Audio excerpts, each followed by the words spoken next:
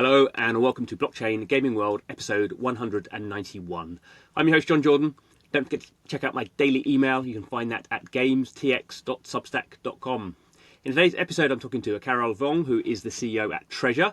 So Treasure had a pretty eventful 2024. It started off on the Arbitrum blockchain. It put through a big proposal to fund gaming on Arbitrum. Then it left Arbitrum to join ZKsync. So we talk about all that stuff that was going on there.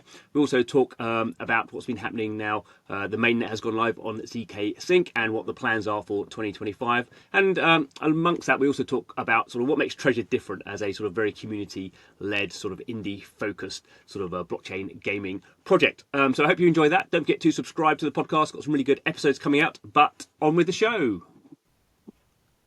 Hello, everyone, and welcome to the show. Very pleased I've got Carol from Treasure on today. How's it going? Going well. Excited to be here. Good.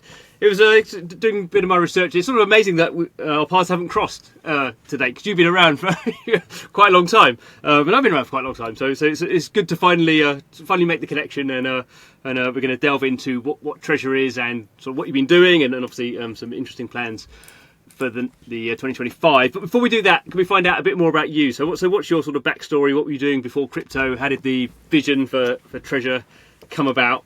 All that stuff. Yeah, absolutely. So, I mean, man, it's how I would sum that up. It's really for me as just like a builder of things, and it's always kind of been part of my DNA. I went to school for computer science. I dropped out. Worked in the Valley. I'm here in Canada, so a part of this was always just being immersed in wanting to like do and build stuff.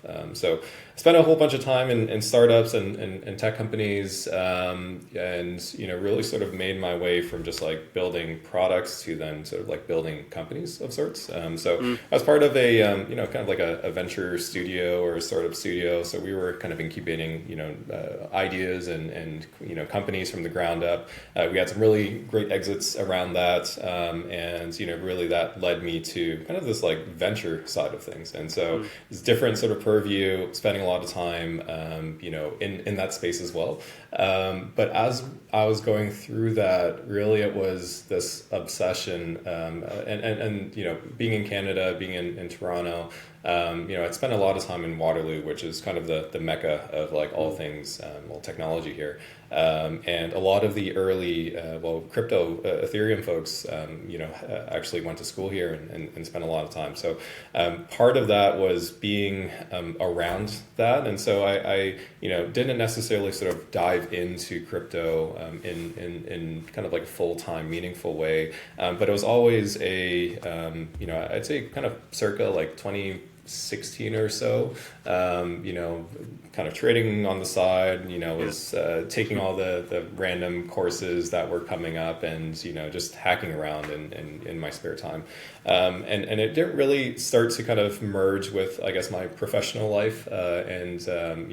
Up until I'd say 2020, 2021.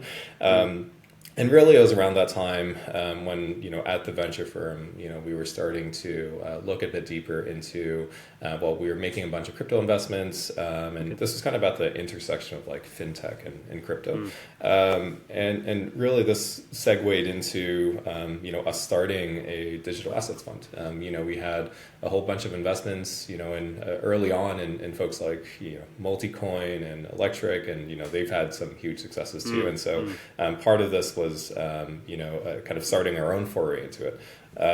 And so fast forward, I guess, up until Treasure, it was really me trying to immerse myself and it was like evenings and weekends. And I was like, man, I kind of miss just like building. And I want to just make this my full-time thing. And so around the time of Treasure, this was September 2021, it was around the time of Loot. And it was actually started by, not by me initially, it was, my co-founder, John Patton. And so, really had come in as just, any other community member. And I think that was really part of the beauty of Treasure, that everything was so community centric. It was born out of really a seedling of an idea as a fair launch, free mint project, and that led into this creation, and a lot of community members just jumped on ship and started building. We formed a team, and kind of the rest is history from there. Cool. It's interesting that talk about sort of Canada, and obviously there was the Vancouver side, which is sort of CryptoKitties, which sort of, obviously Toronto's quite a long way away from Vancouver, so for us non-Canadians, we sort of think, oh, Canada, that's sort of everything, they must know all each other, but actually there's sort of quite different sort of vibes, I guess. I don't know. Exactly. It's sort of interesting to see. That's good, because certainly from sort of the outside looking in, one thing Treasure has always had, it does seem to be a very sort of tight knit community that's I guess you've been there since the beginning pretty much, so that's interesting that not all crypto sort of gaming communities that started out even in those early days have sort of managed to keep that, and I think that's probably something Treasure has managed to do quite successfully, I think, to sort of, and it, probably that launch process has sort of enabled people to feel really quite committed to it, and there's no, I don't think there's any big VCs in there or anything like that. Maybe there are, I don't know, but that structure seems to have worked quite well for you. Yeah, and part of it I think was really the inception point, right? It was a full distribution to the community, and part of it is the fact that you're not selling it for you're not selling an NFT for money, you're not raising capital from VCs, where really it was up to the community to create value out of that, right? It was kind of value out of thin air, and part of it was the vision, part of it was what we created around this, and all the way to the start it was this concept of what Loot started off with as really the building blocks for this fantasy world. It was based around fantasy equipment. It was 8 words on a card, and so around that time there were a whole bunch of other derivatives. So for Treasure, we had started with the vantage point of let's create more the primitives or the commodities of this fantasy world. It's things like gold and lumber and grain and all the things that you would need to populate a world like that. Magic, our token, was conceived really as a way to serve as the money to drive commerce and across this metaverse that we'd be creating together.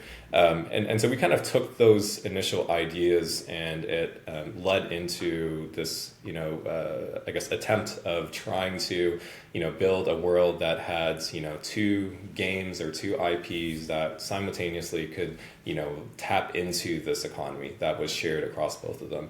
As anyone who's done anything in gaming, that's very hard. And at the same time, though, I think that spirit of just interoperability and connectedness, being able to have projects that are interrelated in different ways, I think has always been core. So, we go back to what we ended up and have always talked about, which is let's, this is a decentralized game console. Really, it's a decentralized Nintendo. If Ethereum is the world computer, what we're building is something that kind of tackles a similar kind of spirit to that. And so over time, we saw just more communities come in and aggregate, and this is for us, it's we are the ecosystem. We have many games, we have many consumer applications and protocols, and they've all self-selected and opted into this vision of creating this game console together with us. I was going to ask about that, because it's quite a I think sort of striking sort of a mission statement, if you call it that, the decentralized games console. So I was interested in how early that had sort of come about, because in some ways, obviously, you're saying we all have games consoles. We all know what a games console is. To have build a decentralized one is quite a radical thing. But equally, I think it's interesting on the because so many blockchain game sort of projects talk more about sort of on the software side or the blockchain side. So the decentralization stuff they like, but the games console thing is something that sort of that is a term that's not even used so much, but people are sort of want to go beyond that. So you're sort of interesting. I guess from me looking in, it's sort of you're trying to take the best of both worlds, whereas other people are sort of maybe being a bit more, we want to build everything new. So can you talk a little bit about how how that sort of term has it been? Obviously, you think it's been helpful, but has it sort of hindered you in any way? Do you think? Has it sort of do people sort of expect almost? Do some people expect a physical console, I suppose, at some point to be released? Yeah. Well, you know what? I mean, I think part of it is that immediate thought of, well, do you guys have hardware? Are you making that? And when we launched our mainnet, and part of this I think is going back to like what that the retro kind of nostalgic feeling of you growing up, you open up the console on Christmas Day, and a part of that kind of magic that invokes in a lot of us, I think, is powerful. So I think in some ways, like it has led to people, well, where is Treasure's game console? And hey, hardware is hard. Are you sure you want to do that? But I think at the same time, it's also a bit of a if I look at many of the players out there, like I think it's part of it is making it the idea of what we're creating and the ethos as a whole, making it accessible in that sort of manner. But of course, is Ethereum building a world computer? I think it's similar in that sort of parallel, and I think we wanted to insert a bit more than just the technicals of this, right? It's like you can talk about blockchains, you can talk about decentralization and all of the technical kind of jargon, and so I think being able to move away from that into more of a degree of like imagination, and I think in some ways it's this pursuit and drive into just crypto as a whole. I mean, I think has really been led by us role playing, in the grand scheme of things, right? It's like role playing what a world could be that was decentralized and distributed. So going into something a bit closer to that, I think has led to a lot of just like power around this like magic of play that we're bringing into the mix.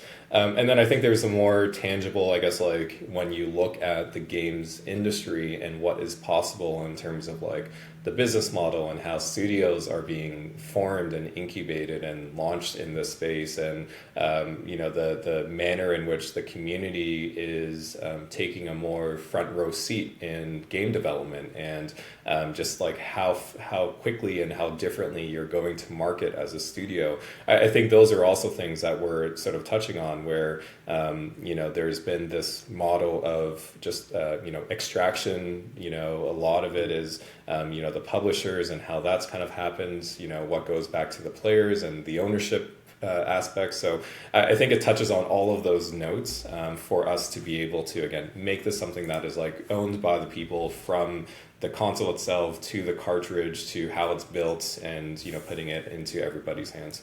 Yeah.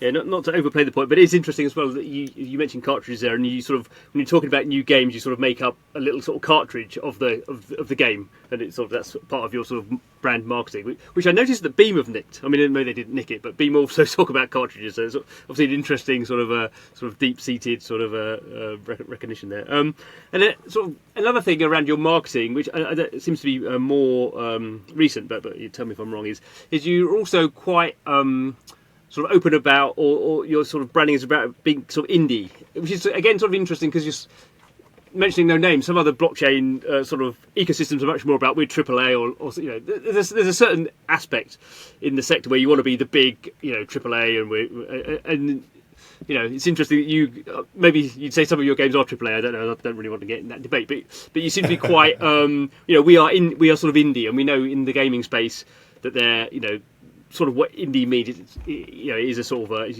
you say that sort of closeness between the developer and the community, and so that I think was sort of quite interesting as well, that you're sort of doubling down on this sort of console thing, and also this sort of the indie nature of sort of the ecosystem you're trying to develop. Yeah, I think there's a spiritual debate to be had somewhere as to what AAA actually means versus what indie means. I think arguably no one in the space has AAA budgets in the same way that traditional kind of gaming has.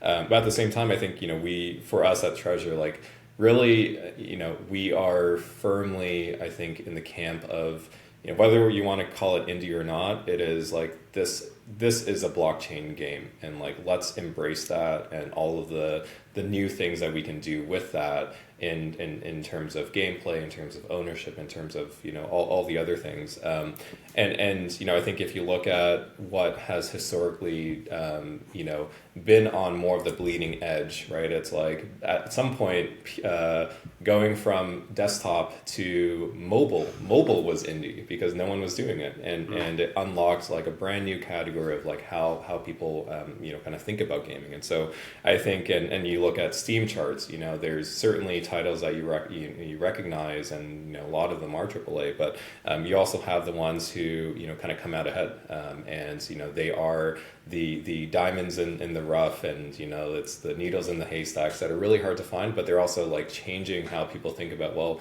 I never thought I could enjoy a game like this, but it's something like that I think is important for us to focus on. And if I think about what will actually bring acceptance of blockchain gaming, it's probably not going to be something that feels like a AAA game. I think it's going to come from an indie game. Mm-hmm. Good.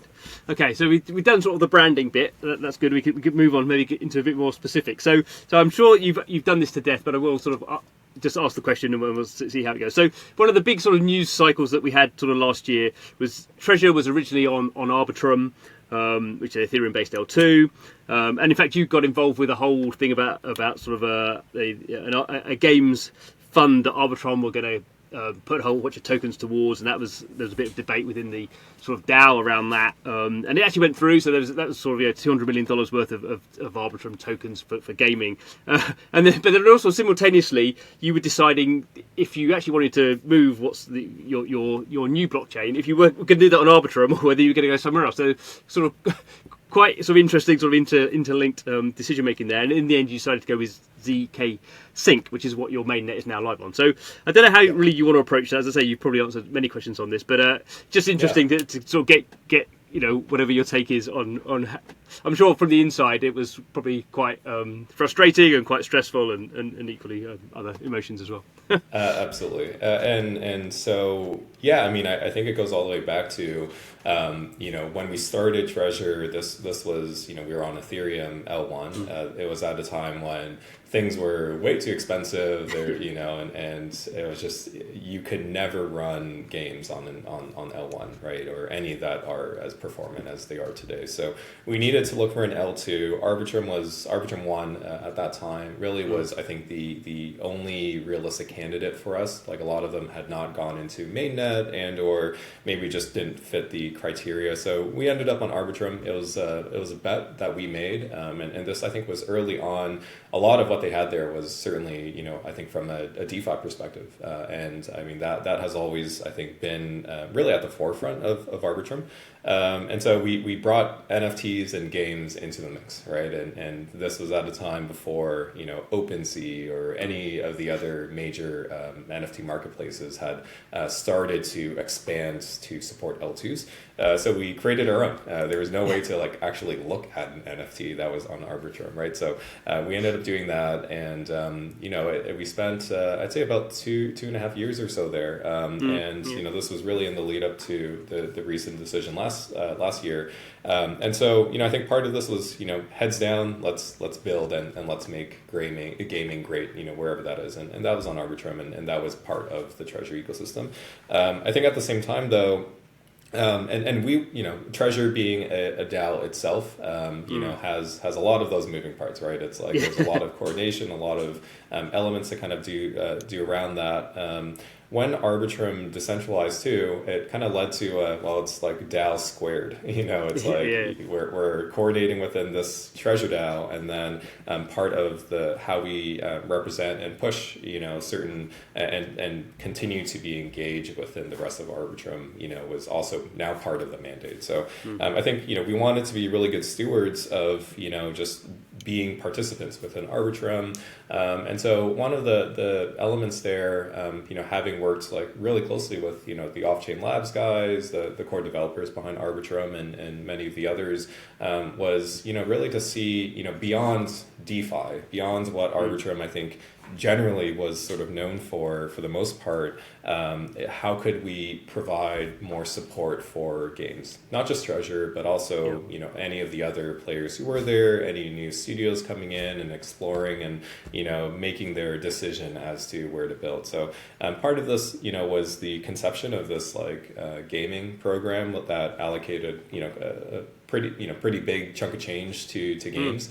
And so I think part of that process certainly I think was frustrating, because this was it was an environment that had people who delegates who were not maybe immersed in the same way that many of I'd say the minority who were kind of pushing this forward, right? And so there's a lot of education, a lot of just pushing this boulder up a hill of trying to kind of bring people along for the ride. We got it to pass, but I think there's part of this aspect of just, is this the right place and culture and right just focus for Treasure to kind of take a focal point on. And then I think there's a technology question too, and that was sort of what led us eventually to ZKsync. I mean, it was a pretty public process. It was known. We had ZKsync give us a proposal. Optimism proposed that we go and launch on the super chain as well. And so I think it was for us, we were making sure that we made the right calls on just what was the best environment technologically, culturally, and I think what really stood out for ZKsync was just if we look at scale, if we look at long term where this is all going to go, I think they have all the right bets that they've made, which they are coming out from having launched later than some of the existing more established players, but I think they are on a really fast pace to come out ahead. So we launched our mainnet on ZKsync, I think it was December 11th, and so really it's been we've been super excited and happy about what's happened since, and I think that probably leads us into what is next for us in 2025. No, I like this sort of idea of DAO squared. I mean, you could argue there's not really been that many sort of successful DAOs in general. So I mean, you have sort of two DAOs trying to sort of pitch up against each other. It does make a bit more sense that the sort of almost like this isn't exactly what you said there, but it's almost like the process of trying to get one thing done sort of makes you realise that maybe this isn't the place you want to be, although as you say, there's a whole technical sort of thing as well that sort of intertwines, so it's not so sort of digital as that. But I can imagine that was quite a sort of from the outside looking in, it was quite a drama of the whole sort of Arbitrum DAO thing and all this sort of backwards and forwards and I guess what when you spend this amount of time somewhere, it's never going to be a happy moment when you have to depart, right? And so I think it's I can see where it came from, but I think there's really no animosity or anything. I mean, I think a lot of our games and a lot of partners, I think in some ways it makes sense to be part of Arbitrum, depending on what you're focused on. I think for us, we're very laser focused on consumers, just how do we make this the best environment for the eventual mass market to be here, and I think ZKsync is the best place for that. And I guess it's just a sort of the wider point is pretty much every project last year went through a similar process of at least evaluating if the chain it was on the right chain, and because there were all these L2 and all these L3 options coming on, and it wasn't sort of Treasure doing this sort of weird thing that no one else did. Literally everyone did that. If they didn't all change chains, they basically still looked to see what was going on, because there was such a technological opportunity that was available for people to go, there's this new stuff coming along. Exactly. And arguably this is you have ecosystems and chains, and this is really where for us to build our chain. If you're a studio, I mean, I think there's a different game of maybe like musical chairs to play, but I think as we think long term, it's this is going to be our home, and we've launched a chain, we're not going anywhere else, and now it's all about building everything on top of the chain. Cool. So let's move on. So you sort of, a nice way to sort of end the year, you sort of made that decision, the mainnet went live, everything was sort of migrated over. So how does 2025 sort of look? I guess broadly we think sentiment is going to be better. I mean, at least it's going to be sentiment that could have been a lot worse, depending on the US election. Sentiment's going to be good from that point of view. That doesn't mean everything's going to be sort of rosy and everything's going to be well, particularly for gaming as a subset of blockchain. So there's that sort of sentiment side. How does Treasure sort of fit into those sort of currents? And I guess specifically, are there specific games you think are going to have a sort of rising tide impact for the whole sort of chain? Yeah, absolutely. So, really for us, I mean, the immediate focus, really, I mean, since we launched into mainnet, and the fact is, we, having launched at the end of the year and having really three years of like accumulated history of projects, users, liquidity, and assets. I mean, I think there's like over 200 million of tokens, assets, NFTs that we're working to kind of bring over to the Treasure Chain, and so that's a big part of us. I think for us this year is like, let's land, in our new home, right? Like it's here, it's been built, let's get there. And then so it's landing here, it's launching all of the games that, in some ways, like, and I think everyone is impatient in this space. I think everyone wants a game yesterday, right? And so, a lot of our studios and developers, like they've been building for 2-3 some years now. And so this, I mean, that's barely any time in traditional kind of game development cycles, but here and what we've been able to kind of showcase and see, I mean, we've had playtests, we've had closed access and alphas, and that's already happens and is very soon to kind of happening. And so for a lot of them, this is the year now that they have the Treasure Chain to do it on, is to bring all of that onto Treasure. So we've had some of these I'd say huge successes that when people talked about this Arbitrum being the home of gaming, half the time the list was all Treasure games. And so this was happening across in 2024. We had games like The Beacon, games like Smallbound, Zverse, all these guys who I think were have been building up into this moment. So that's all happening this year. So we've landed, we're launching, and it's all of these experiences, and this ties in with like token events. A lot of them are also launching their token. They've been working their way through their playtesting and airdrop campaigns as well. It also ties in with some of the infrastructure components too, and it's also why we needed our own chain. Because we had a lot of this that was kind of built on top of the ecosystem, but in terms of the flywheel and how that could really tie in and be like deeply integrated with the Treasure Chain, with the games themselves. We have a lot of tooling that our games can tap into that really help to facilitate that. So we have a lot of stuff around there as well. And then this kind of leads into where we go from here and what's been a really big focus. And so I think we talked earlier on just this I think the exciting sort of AI / like agentic movement that is really taking off on crypto, and so I think that is also a big part of the story too, that we've kind of talked about since for a while now. And this started off, really as we think about like an autonomous world, and you look at what's been created in crypto to date. That takes different forms, but what also helps to make it autonomous is that you also have players that play the game itself and participate in this like on-chain civilization, and so a lot of what we've built has been through something called the TDK, it's the Treasure Development Kit. It's being able to bring the blockchain directly into game and engine, Unity, Unreal, Godot, what have you, and really just abstracting that experience away. And so you then take it to the next level of you have more of your game on chain, and really this pursuit into making this as on chain as possible in a way that is performant, that is accessible, that is also fun, and I think that's the critical part to sort of underline. And I think it's for us to really lend those building blocks for like developers to be able to do a lot of stuff with. So our road into, I guess, the sort of AI story started, I'd say like, I mean, the idea and the vision started, I think, back in 2023, and this was led by my co-founder, John.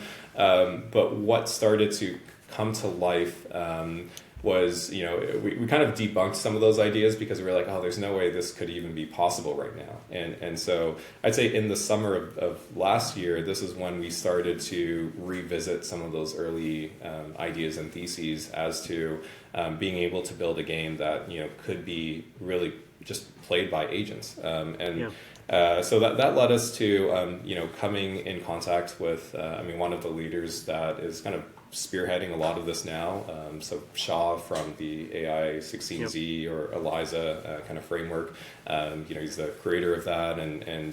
So that's been something that, you know, we ended up embarking on, really just like a proof of concept that was based around one of our original IPs, the small brains. It's like these monkeys who accumulate IQ over time and their heads get bigger and bigger. But really it's, you know, the perfect kind of IP that lent itself into being able to really be a test bed for this. And so what ended up being created was something called Small World.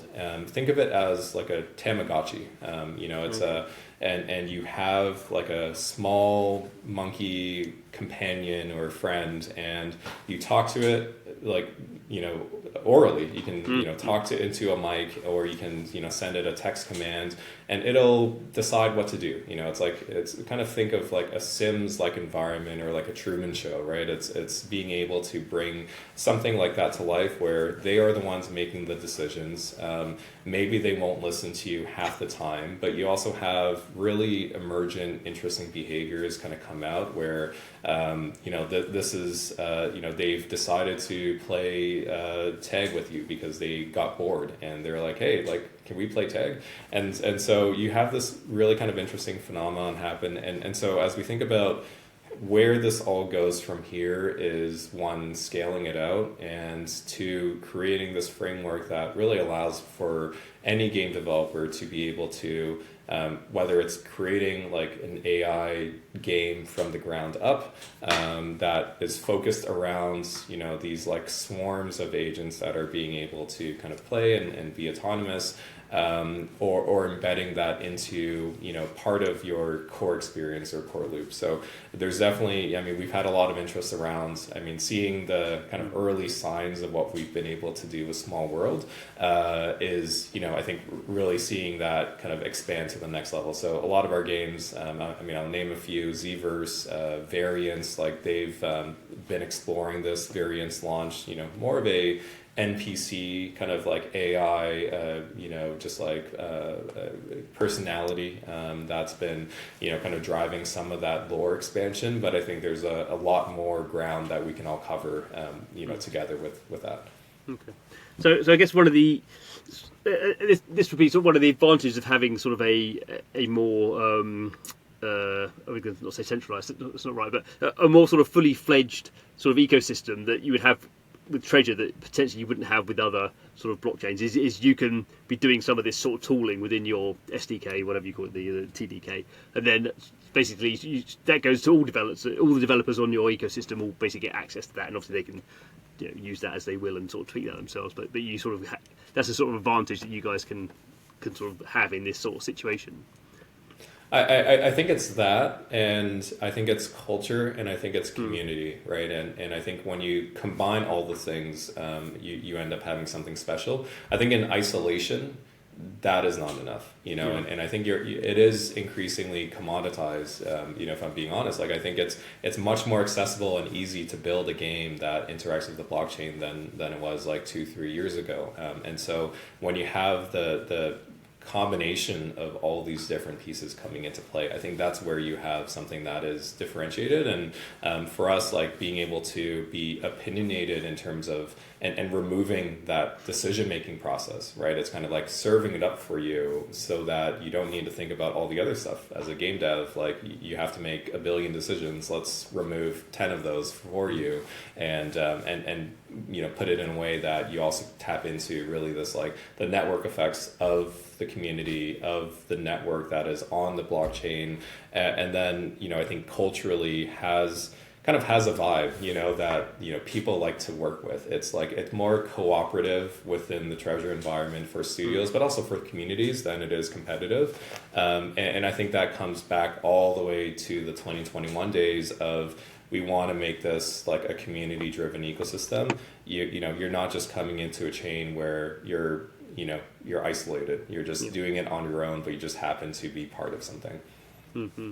As you said, that's always the other interesting sort of situation. I think when you find with some other chains is sort of do you end up sort of being competitive, and is the sort of basically there's a certain audience on the chain, and are you basically ending up sort of cannibalizing each other's sort of player base because there's only so much time and money around, and again, I guess that's different for every ecosystem. But maybe in the framework of like an indie games console, decentralized games console, maybe it's easier to be a bit more friendly about it rather than sort of being cutthroat in some of the other ones. Yeah, and you have to be friendly about it, but I think you also you got to look elsewhere, right? Like, I mean, I think there's only so small of a pool within the space, and so I think for us to be able to, and this is where I think indie will stand out, people who are players who are more open to indie games, and I think there's still stigma, but there I think is an opening sort of window around acceptance there.